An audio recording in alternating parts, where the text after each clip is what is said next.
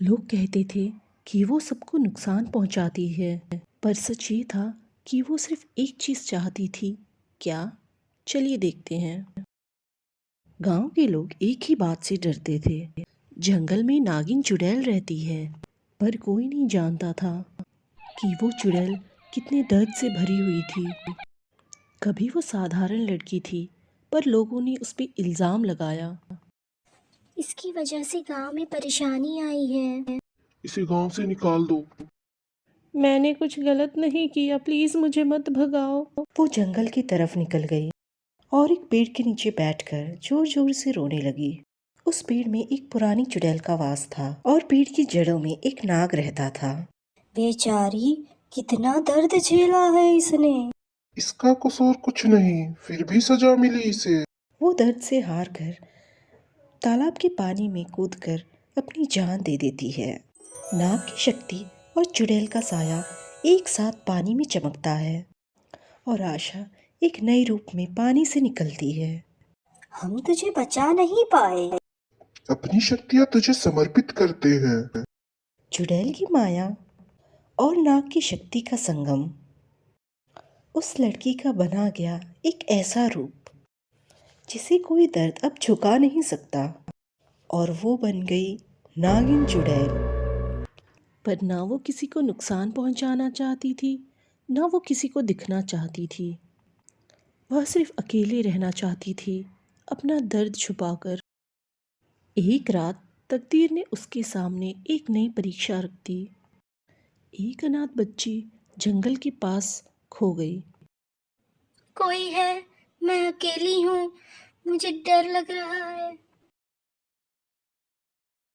चुड़ैल पहली बार किसी को देखती है और उसके दिल में सालों बाद कोई एहसास जग उठता है। डर मत, मैं हूँ ना। आप मुझे खाओगे तो नहीं? नहीं बेटा, मैं तो तुझे संभालने आई हूँ। उस रात वो चुड़ैल नहीं, एक माँ बन गई। क्या मैं आपको माँ बुला सकती हूँ? मैंने कभी सोचा भी नहीं था, पर हाँ बेटा, बुला सकती हो। दोनों ने एक दूसरे की जिंदगी बदल दी। जंगल में पहली बार हंसी खुशी की आवाज़ें गूंजी।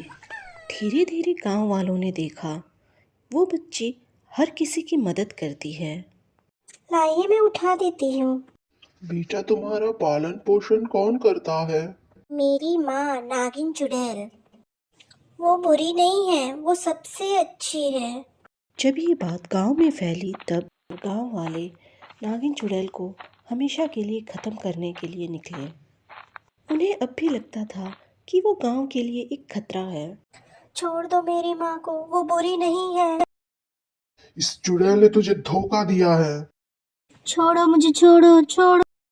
वो नागिन को पकड़ के गांव ले गए।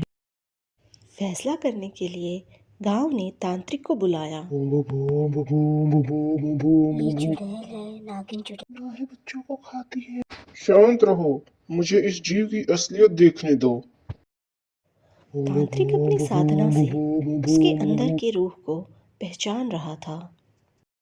ये ये श्रापित चुड़ैल नहीं, इसका दिल साफ है।